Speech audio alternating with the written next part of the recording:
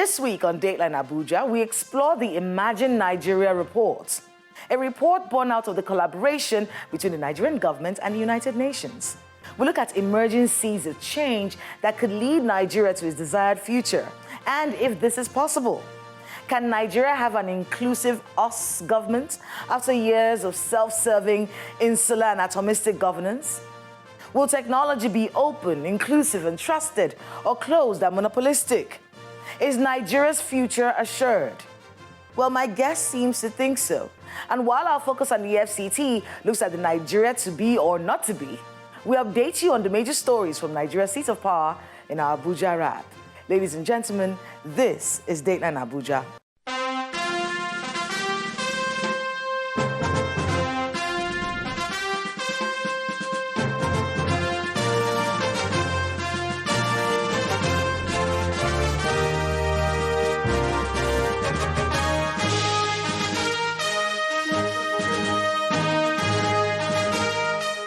Hello and welcome to Dateline Abuja. I am Kayla Megwa.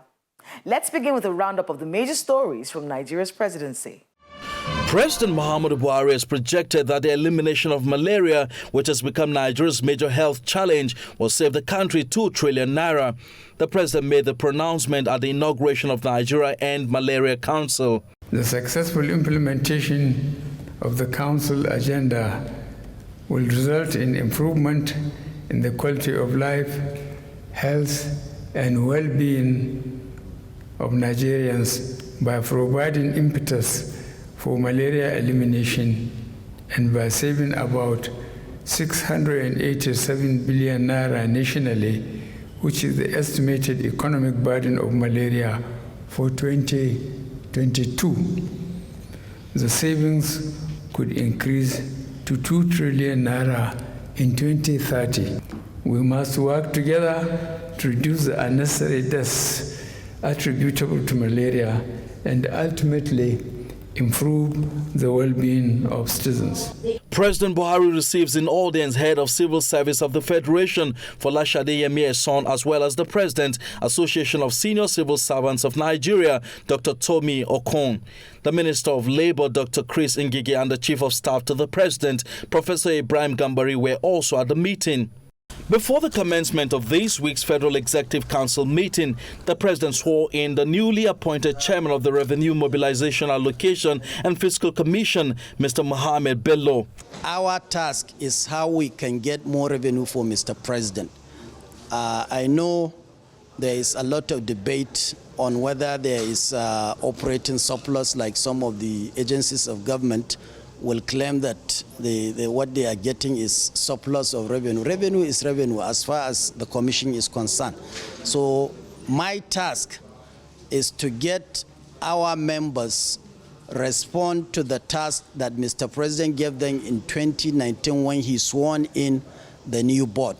The nation was thrown into darkness following an industrial action by electricity workers, which led to the shutting down of the nation's power sector. However, the matter was resolved following a meeting with the federal government. The issues that we had, I thank the Honorable Minister and the Minister of State for Power for their maturity in handling these issues that we brought up. Yes, these issues could have been tackled earlier on if there was the rightful communication with all parties. But well, as we have said, we've been given 2 weeks to which to report back to the full House. Well, we assure the nation that such crisis will be nipped in the bud before it escalates. The federal government says that the success of the population and housing census in 2023 is a collective responsibility of all Nigerians. The Secretary to the Government of the Federation, Mr. Boss Mustafa, said this when declaring open the retreat on review of trial census for 2023 population and housing census. The forthcoming Nigerian population and housing census must be seen as a defining national and global agenda.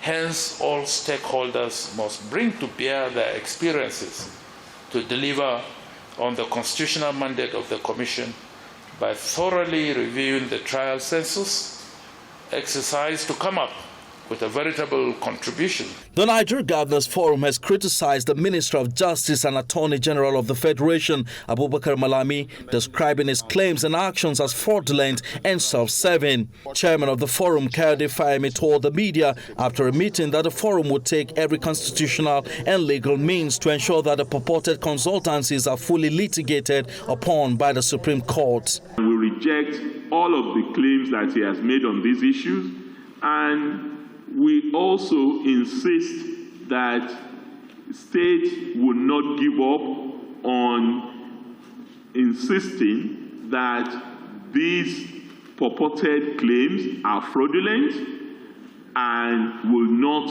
stand as far as governors are concerned. The Nigeria Governors Forum is reiterating its commitment to building a resilient primary health care system across the country. The chairman of the forum, Governor Kayode Fayemi of Ekiti State, gave the assurance during the launch of the Primary Health Care Leadership Challenge Fund. The Nigerian Governors Forum, representing the 36 states of the Federation, hereby affirm our commitment to strengthen the primary health care system in the country and providing active leadership for primary health care through regular engagement with relevant primary health care stakeholders and quarterly primary health care performance review at the State Executive Council meetings. The Minister of Education, Mr. Adamu, is asking students affected by the ASU strike to sue the union over the lingering action. He told State House correspondents that the president never gave him 2 weeks to resolve the impasse. What they are asking is they can accept this if the federal government will agree to pay the salary for the month they have not worked. And I told them the federal government will not. No, probably you should take the leaders of striking unions to court to pay them, yes. Probably the court will award damages and then we'll see how they pay. The Minister of Finance, Mrs. Zainab Ahmed, has put the daily payment for fuel subsidy at 18.39 billion naira. According to the minister, this is calculated using the information provided by the NNPC and the regulator. The minister stated this during an investigative hearing of the House Order Committee, which is investigating the petroleum subsidy regime from 2017 to 2021. The total amount of subsidy per day is 18.397 billion naira per day. So if you're projecting for the full year, January to December, it will be 6.715 trillion. If you're projecting for half year, it will be 50% of that, 3.375 trillion. And as I said earlier on, the recommendation that we sent to Parliament for consideration on the MTEF is half year. That will be 3.357 trillion.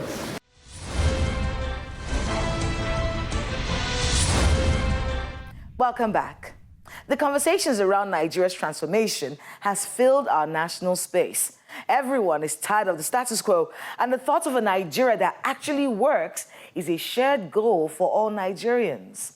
That's why this report is important. It explores the possibilities of a new Nigeria, which, in the words of the Vice President, Professor Yemi Osinbajo, is free from its past and current challenges. It explores the 5 pillars of change: building a culture of innovation, catalyzing a green economy, building trust, facilitating a national narrative, and leading Africa. It sounds simple, but it's not. To achieve a new Nigeria will require all hands to be on deck to leverage on technology and ensure good governance. And that was a resounding sentiment as the Imagine Nigeria report was launched in Abuja. Please watch this. This is the first cultural ceremony organized to celebrate the original inhabitants of the Federal Capital Territory as different groups gathered to mark this year's International Day of Indigenous People. This event brings together the 9 major ethnic groups within the FCT, including Gbagi, Basa, Gwandara, Igbira, and Giri, amongst others. Despite their rich cultural heritage, the need for them to be included in the nation's governance structure is upmost in their mind. The people of FCT, the original inhabitant will be resettled to any parts of the country that they so wish and compensated. But decades of years after that pronouncement, they still have not fulfilled that promise. And the original inhabitants are wallowing, suffering in silence, and then their land taken away from there. Not only that, the government have further worsened their situation by denying them the right to elect their own leaders. Today, the FCT original inhabitant cannot contest, none of them can aspire to be governor or a member of State of Assembly. While citizens across other 36 states enjoy this inalienable right. We are saying that the federal government occupied, the FCT is a large mass of 8,000 square miles. 2,000 square miles is enough for the federal government to use as their capital, as the city of government, and leave the other one for the people.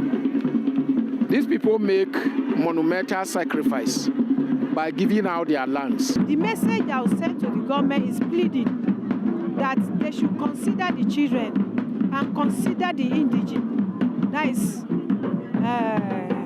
original inhabitants, so that at least the justice should be done, and just sympathize with them, because I also appreciate the indigenous of FCT with their patience, because all these things that's happening in FCT, it cannot happen anywhere else. The FCT natives were relocated from their ancestral land following the creation of the area known today as the Federal Capital Territory in 1976. Most of the natives were relocated to states that border the FCT, including Kogi, Niger, Nasarawa, and Kaduna states. However, there are still a few of them living within the FCT. The FCT presently has a senatorial seat and 2 seats in the House of Representatives. The chairman and councillors in the 6 area councils are also elective positions. However, the natives have continued to make a case for the FCT to be granted a mayoral status and a slot for a ministerial appointment, in line with the constitutional provision for every state to have a representative in the Federal Executive Council. As the nation's capital continues to witness insecurities, the natives want security agencies to step up action to flush out miscreants in their neighborhoods. Since inception of democracy in Nigeria, our people has not been appointed as a minister. Our people has never been in the Executive Council, Federal Executive Council. And we have been crying out. And this is a means that we can cry out. When we come together, we will be able to cry out with one voice. And we are calling people, even the foreigners, that can help us, the medias, that can help us and fight for this. Because this is our land. This is our ancestral lands. And the government is here, and government is not dealing with us. So this is the cry, this is a problem we are having. And we urge other people to help us. The security issue is in jeopardy. The federal government should do something very quickly to arrest this issue. Like what is happening now, the traditional investigators are even the target now. Now why? Why? Is it wrong that you become a traditional leader and you accommodated people? So the issue really needs serious attention. We have copied all other security agencies, most especially the vigilante that are close to us, the community police, to be very, very vigilant. And we had a meeting with all landlords last Friday. Anybody that is accommodating every tenant, they should know where that tenant is coming from. They should have the identity of that person. And if somebody sees something, she says something. If you see a stranger in your area, you must say something. We have even inaugurated a committee of some of our vibrant youth that will be coming out for patrol in the afternoon. Anytime they see any strange face in an area, they will interrogate the person. Settlement of FCT indigents has passed second reading in the National Assembly. and the natives are hoping that the government will listen to their needs when passed.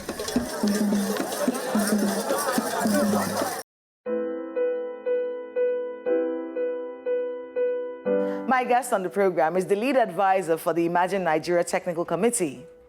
What was the trigger that gave birth to this Imagine Nigeria report? What are the recommendations of this report? And will we have to wait for a new administration to implement them? How do we ensure these recommendations are actualized, monitored, and measured? Is this going to be just another report filed away after much talk?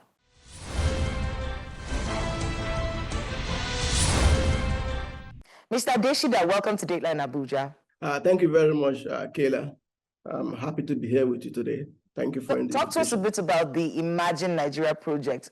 Whose brainchild is it? How did this start? And what was the trigger for this project? Okay. The Imagine Nigeria is not a typical project. It is not a middle-term plan for development. It is not a vision document, a la Vision 2010 or 2020 of the past. It is a collective reflection on the future of our country.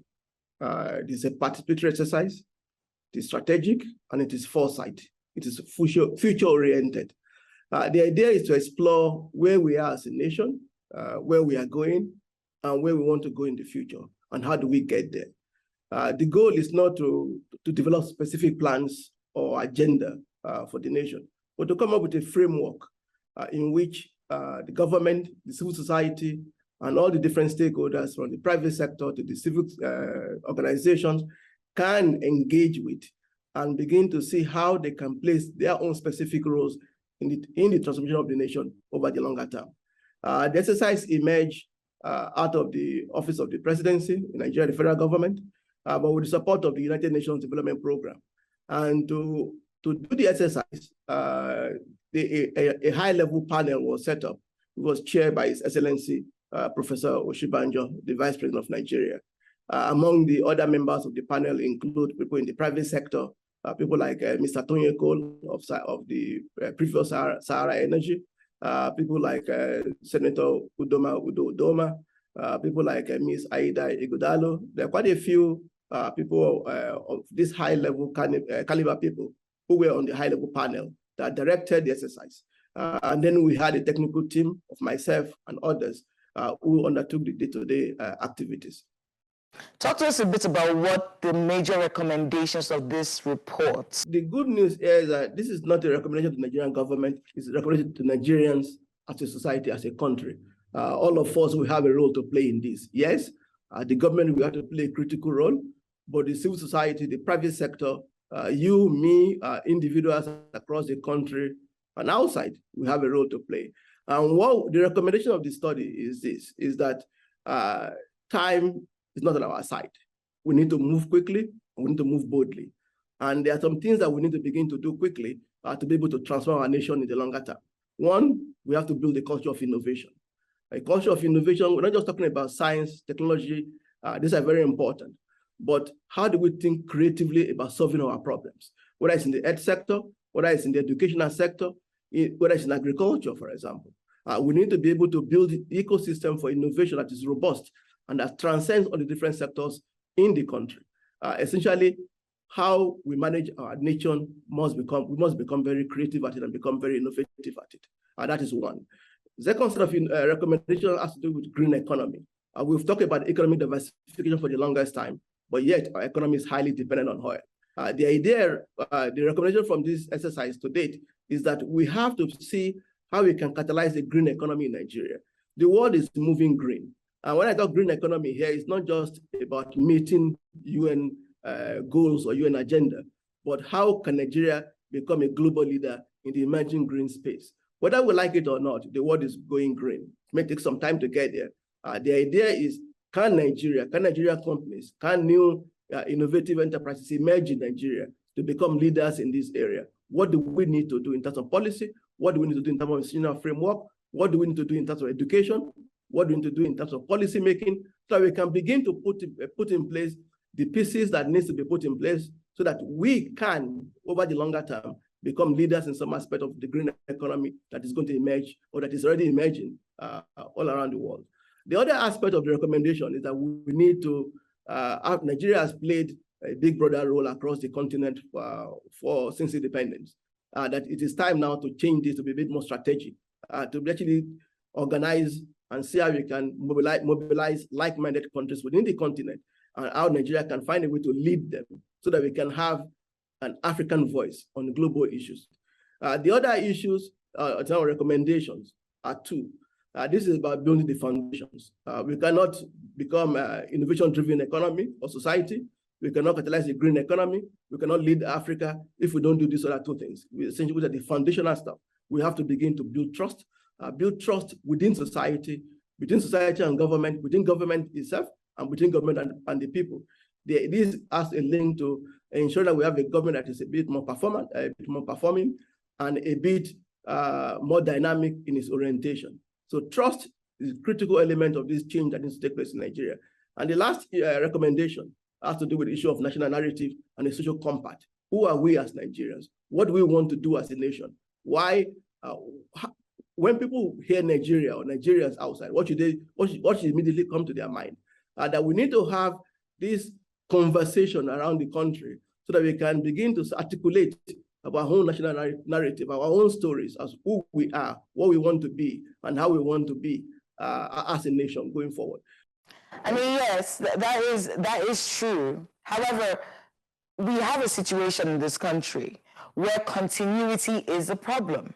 How are you going to ensure that these recommendations, I've read the reports, the 5 recommendations you give, they're called the triggers of change, right? Now, these 5 triggers of change, what sort of actions would you expect either this administration or the one that comes in to put in place to ensure that this report doesn't just get filed away as one of those reports that were written about a new Nigeria, but one that is actually practicalized and measured? How do you ensure that from the United Nations standpoint? I cannot speak for the United Nations. I think they will speak for themselves. But as I've said earlier on, what we are trying to do here is to initiate a national dialogue, a national conversation.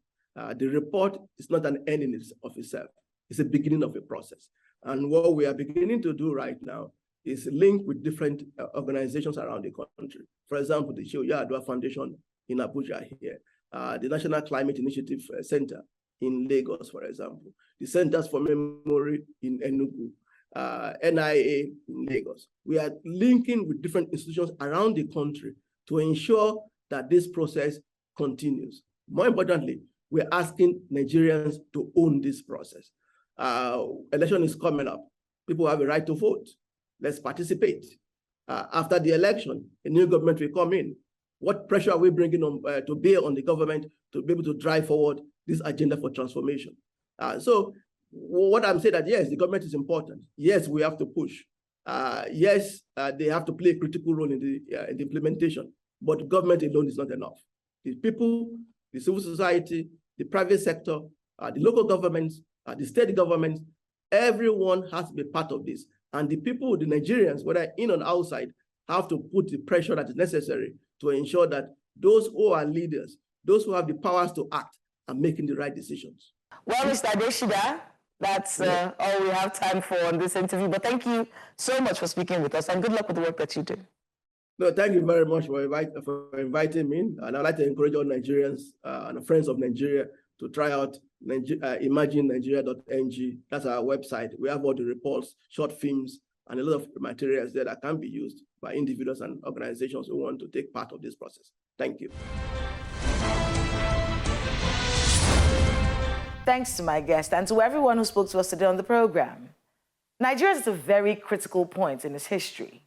And whatever decisions are made in the next year or so will determine what direction we go as a country. There are emerging indices that could lead to our collective desired future. One of them is our human capital. Nigeria's youth are waking up to the fact that this country is all we have, and we either win it or we lose it forever.